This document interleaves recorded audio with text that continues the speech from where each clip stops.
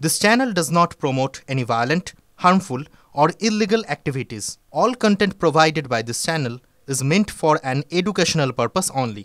Top quality और consistent performance के लिए सिर्फ सिल्वर पंप नाम याद रखना। অরুণাচল প্রদেশের মাত্র 50 কিলোমিটার দূরে বিশ্বের দীর্ঘতম বাঁধ মেডক ড্যাম তৈরি করছে বেজিং। তিব্বতের ইয়ারলাং সাংপো এলাকায় $137 বিলিয়ন খরচে 60,000 মেগাওয়াটের জলবিদ্যুৎ উৎপাদনকারী প্রকল্পের জন্য তৈরি হচ্ছে এই বাঁধ। গোটাটাই চলছে অত্যন্ত গোপনে, লুকিয়ে। কিন্তু ভারতের এত কাছাকাছি হওয়ায় এই বাঁধ নিয়ে স্বাভাবিকভাবেই আতঙ্কে রয়েছে অরুণাচলের মুখ্যমন্ত্রী পেমা খান্ডু। এই বাঁধের সঙ্গে ওয়াটার বম্বের তুলনা করেছেন। সাংপো নদী ভারতে প্রবেশ করে অরুণাচলের সিয়াং ও অসমের উপর দিয়ে বাংলাদেশে যাওয়ার পথে ব্রহ্মপুত্র হয়েছে। এই বাঁধ নির্মাণের ফলে সিয়াং ও ব্রহ্মপুত্রের জলস্তরের নিয়ন্ত্রণ অনেকটাই চীনের হাতে চলে যাওয়ার আশঙ্কা প্রকাশ করেছেন অরুণাচলের মুখ্যমন্ত্রী। বেজিং বাঁধ খুলে দিলে বাড়তি জলস্রোতে ভারতে বন্যা পরিস্থিতি তৈরি হতে পারে দাবি পেমা খান্ডু। আবার বাঁধের মুখ বন্ধ করে দিলে ভারতে জলসংকট তৈরি হতে পারে বলে আশঙ্কা বিশেষজ্ঞদের।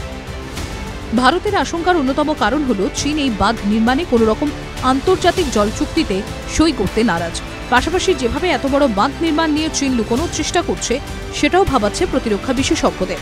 এই বাঁধের পরিবেশগত ভূ রাজনৈতিক প্রতিক্রিয়া নিয়েও গভীর উদ্বেগ তৈরি হয়েছে। ভারত পাহেলগাঁওতে হামলার প্রতিবাদে পাকিস্তানের সঙ্গে সিন্ধু জলচুক্তি রদ করে সন্ত্রাসবাদের বিরুদ্ধে বার্তা দিয়েছে। পাকিস্তান ও চীনের নাম করে পাল্টা হুঁশিয়ারি দিয়ে রেখেছে ভারতকেও ভবিষ্যতে একই ফল ভুগতে হবে। এই মেডক ড্যাম নিয়েই কি ভারতকে হুঁশিয়ারি পাকিস্তানের? আশঙ্কা উড়িয়ে দিচ্ছে না দিল্লি।